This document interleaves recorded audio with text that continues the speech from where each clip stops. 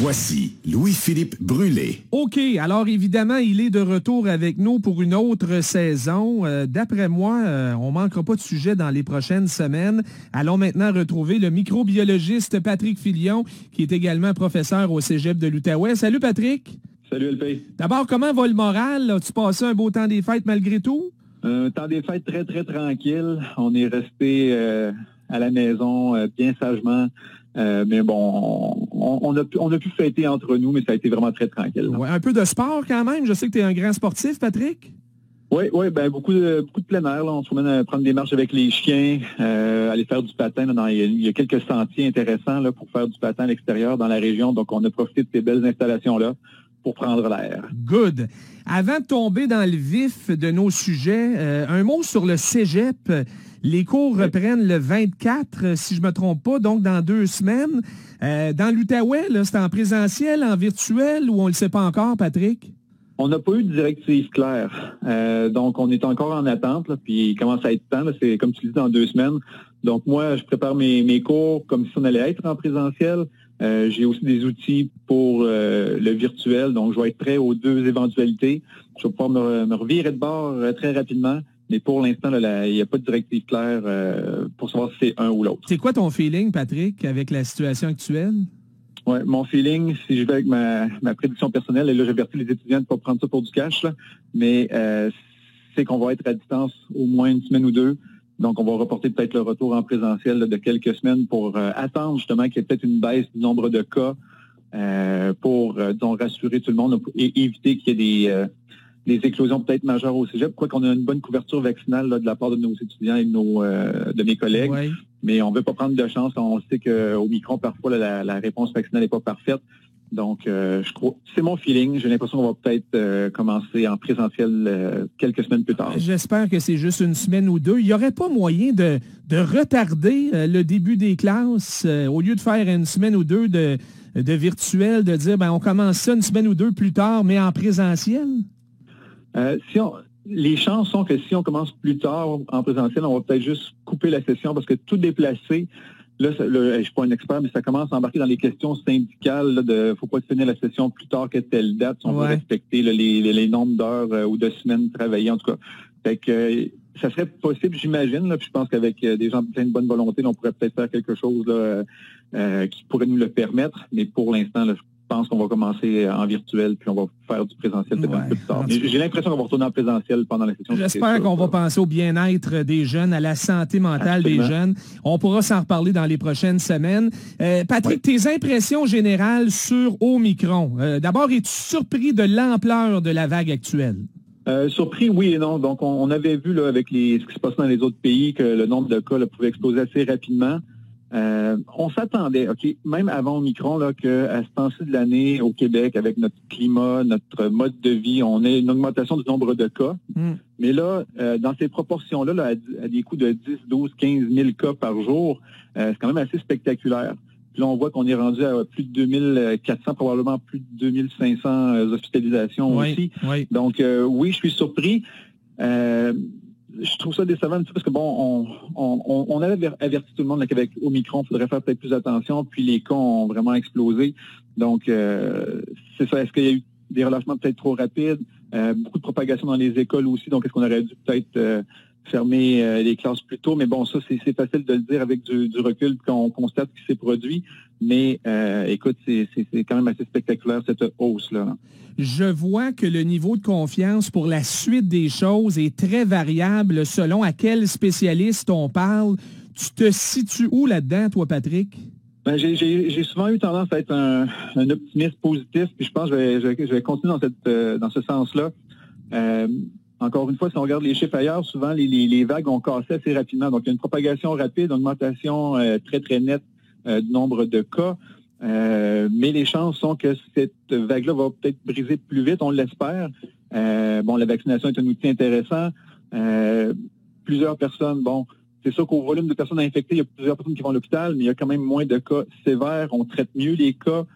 Moi, je suis encore en attente et dans l'espoir que Santé Canada homologue les divers médicaments qui pourraient aider à traiter les personnes malades. Oui, qu'est-ce qu'on attend? Je sais pas. J'imagine que les gens font bien leur travail. Là, on va encore une fois faire les choses correctement, regarder les études.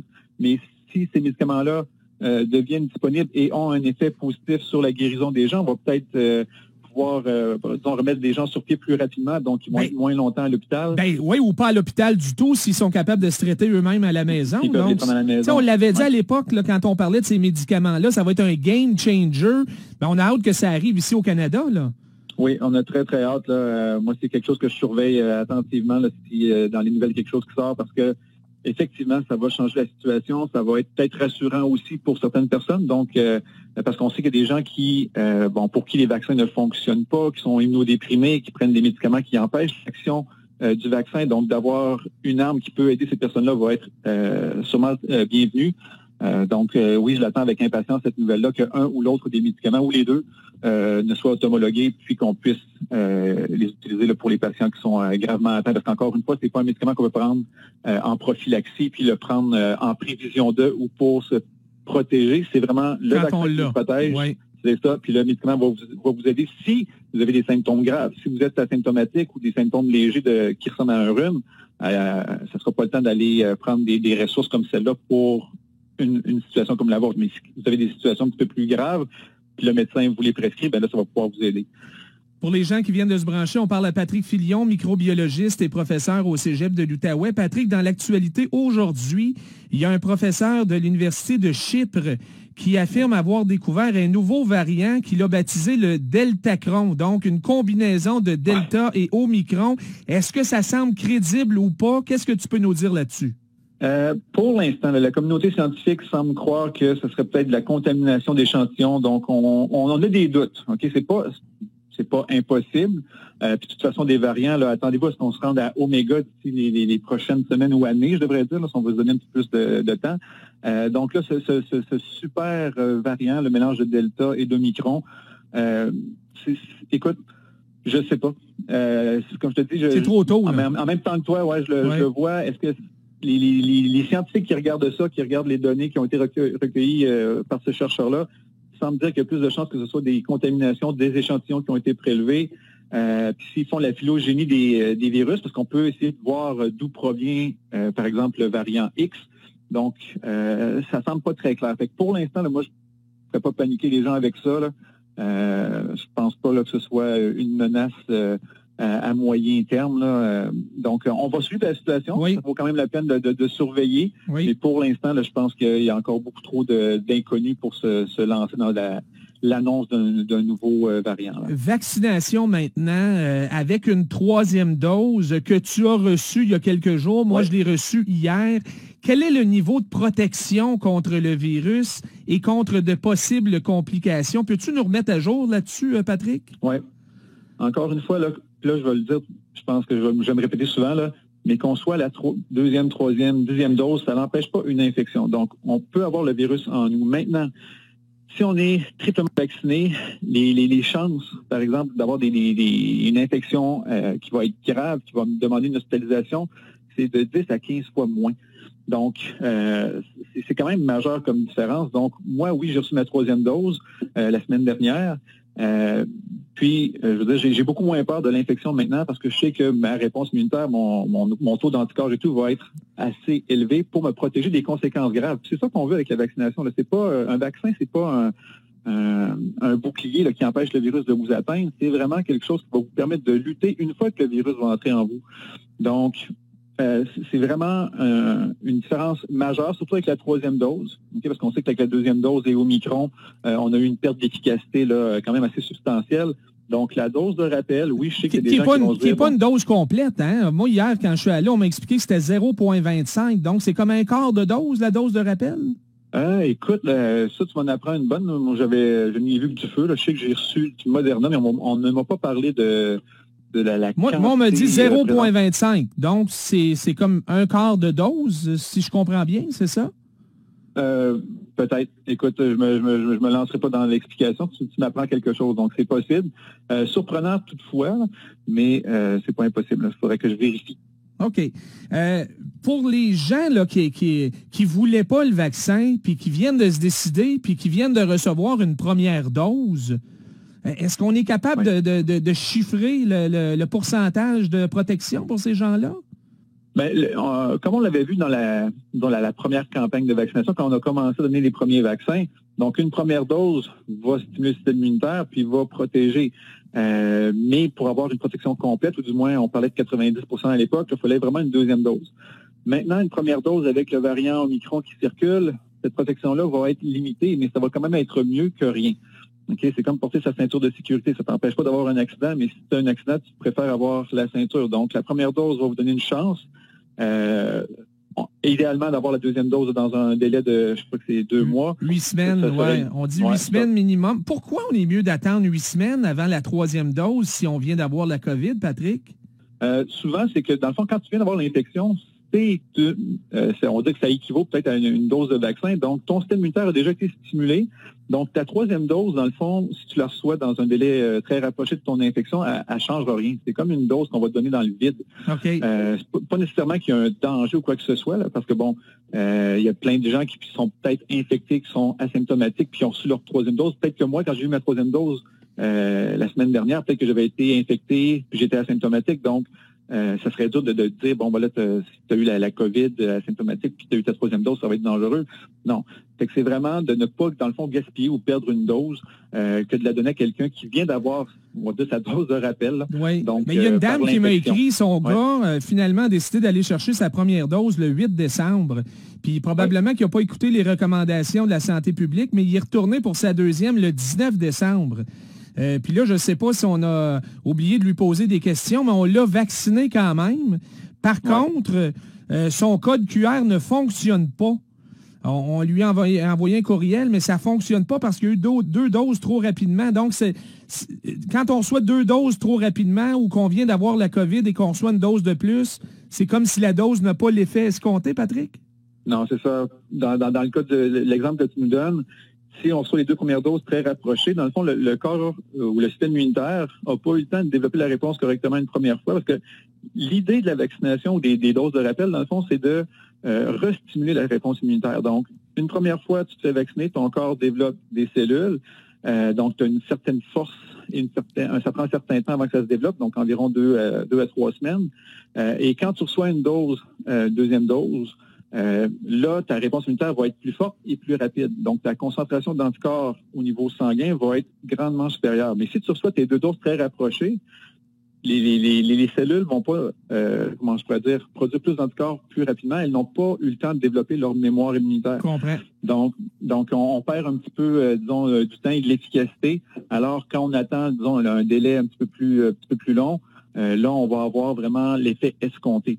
Donc, si on reçoit 2 doses très rapidement, ou si, par exemple, on est infecté et qu'on a une dose le lendemain, les chances sont que l'effet ne sera pas multiplicateur. Ça va pas être plus grand. Patrick, on est quand même rendu à 3 doses en moins d'1 an. Est-ce qu'il y a certains risques de recevoir beaucoup de vaccins en peu de temps comme ça? Puis il y en a aussi qui ont eu un vaccin contre l'influenza. Est-ce que ça peut venir par affecter notre système immunitaire, le rendre paresseux ou je sais pas trop?